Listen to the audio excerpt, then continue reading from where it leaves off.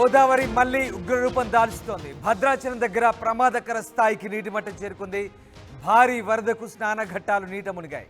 భద్రాచలం వద్ద మొదటి ప్రమాద హెచ్చరిక జారీ చేశారు. నిన్న మధ్యాహ్నం నుంచి ఇప్పటి వరకు 20 అడుగుల మేర గోదావరి నీటి మట్టం పెరిగింది.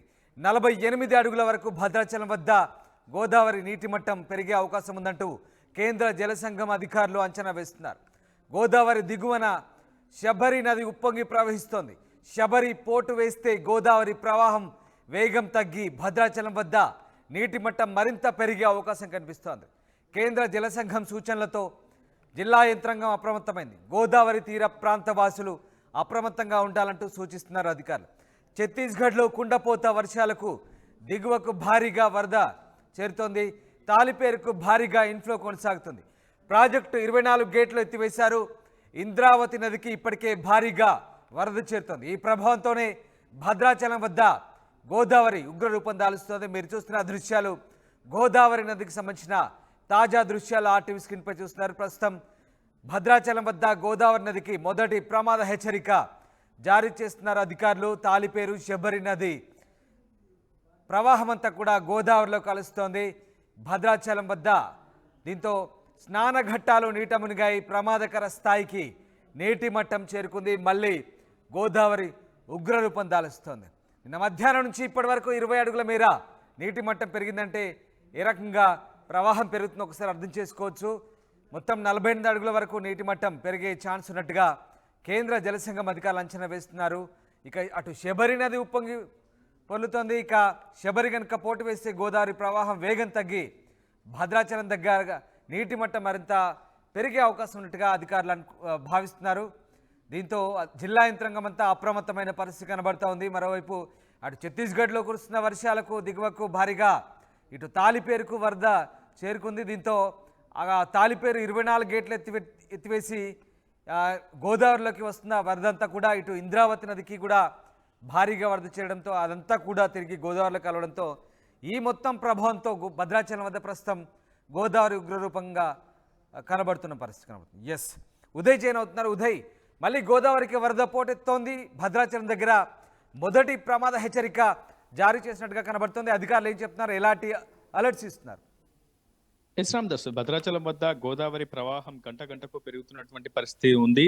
ఛత్తీస్గఢ్ లో కురుస్తున్నటువంటి కుండపోత వర్షాలు ఎందుకు కారణమని కేంద్ర జలసంఘం అధికారులు కూడా చెప్తున్నారు. దాదాపు 1,00,000 క్యూసెక్లు నేను గడిచిన 24 గంటల్లో తాలిపేరు నుంచి భద్రాచలం వద్ద గోదావరిలో సంగమించినటువంటి పరిస్థితి ఉంది. దాదాపు ప్రస్తుతం 43 అడుగుల స్థాయిని దాటుకొని సరిగ్గా ఉదయం 9 గంటలకి 44.20 అడుగుల వద్ద భద్రాచలం వద్ద నీటి మట్టం అయితే నమోదైంది. సుమారు 9,50,000 క్యూసెక్కుల నీరు ప్రస్తుతం భద్రాచలం నుంచి ఇటు పోలవరం వైపు అయితే పరుగులు పెడుతుంది. ఏదేమైనా కనీ విని ఎరుగని రీతిలో మరోమారు భద్రాచలం వద్ద గోదావరి ప్రవాహం అంతకంతకు పెరగడం ప్రస్తుతం ముంపు ప్రాంత వాసులను, తీర ప్రాంత వాసులను ఆందోళనకు గురి చేస్తుందని చెప్పుకోవచ్చు. కేంద్ర జలసంఘం అధికారులు ఇచ్చినటువంటి సమాచారం ప్రకారం మరికొద్ది సేపట్లో 2వ ప్రమాద హెచ్చరికకు దాటుకొని భద్రాచలం వద్ద గోదావరి ప్రవాహం ప్రవహించే అవకాశం అయితే చాలా స్పష్టంగా కనిపిస్తున్న అధికారుల నుంచి సమాచారం అందుతోంది. తాలిపేరుకు దాదాపు గడిచిన 24 గంటల్లో 1,00,000 క్యూసెక్ల నీటిని తాలిపేరు ప్రాజెక్టు నుంచి దిగువకు విడుదల చేసినట్లు ప్రస్తుతం అధికారులు అయితే సమాధానం ఇస్తున్నారు. మొత్తం 24 గేట్లు ఎత్తివేసి దిగువకు సుమారు 70,500 క్యూసెక్ల నీరు ప్రస్తుతం కూడా అటు తాలిపేరు నుంచి దిగువకు వస్తున్నటువంటి పరిస్థితి. ఎగువ ప్రాంతాల్లో ప్రధానంగా ఛత్తీస్గఢ్ రాష్ట్రంలోనే బీజాపూర్, సుక్మా జిల్లాలో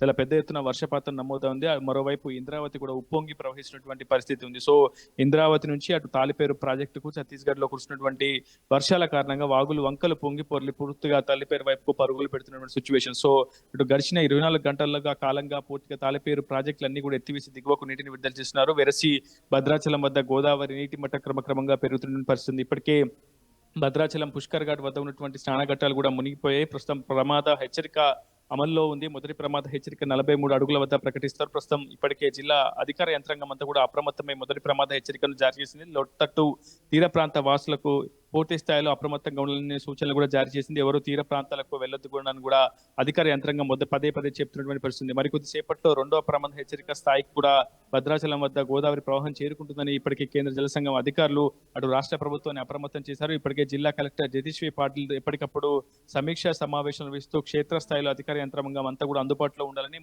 హెచ్చరికలు జారీ చేస్తూ అటు తీర ప్రాంత వాసులను అప్రమత్తం చేయాలని ఆదేశిస్తున్నారు. అయితే గోదావరి దిగువ భాగంలో ఉన్నటువంటి శబరి కూడా చాలా పెద్ద ఎత్తున ప్రవహిస్తూ పూర్తిగా పరవలు తొక్కుతున్నటువంటి పరిస్థితి. ఒకవేళ శబరికి మరింత పోటు పెరిగితే అది పూర్తిగా గోదావరి ప్రవాహంపై ప్రభావం చూపించే అవకాశం ఉంటుంది. దాని ద్వారా భద్రాచలం వద్ద గోదావరి నీటి మట్టం ఊహించని స్థాయిలో కూడా పెరిగే అవకాశం ఉంటుంది. ఇప్పటికే భద్రాచలం కరకట్ట వద్ద స్లూయిజ్లను మూసివేసేందుకు ఇసుక బస్తాలను ఇప్పటికే జిల్లా యంత్రాంగం ఏర్పాటు చేసుకుంది.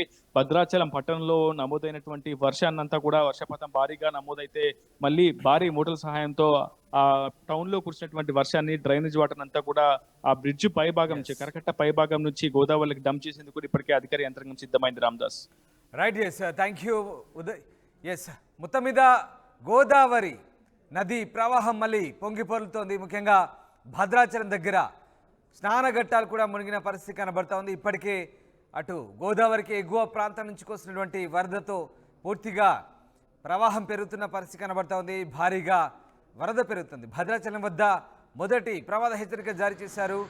ఇప్పటి వరకు 20 అడుగుల మేర గోదావరి నీటి మట్టం పెరిగింది. ఇక 48 అడుగుల వరకు కూడా చేరుకోవచ్చని జలసంఘం అధికారులు అంచనా వేస్తున్నారు. అటు శబరి పోటు వేస్తే కనుక మరింత పెరిగే అవకాశం ఉన్నట్టుగా జిల్లా యంత్రాంగం అప్రమత్తమవుతుంది. మరోవైపు తాలిపేరు, దాంతోపాటు ఇంద్రావతి నది ప్రవాహాలు కూడా గోదావరిలో కలుస్తుండడంతో ఒక్కసారిగా వరద పోటెత్తుతోంది.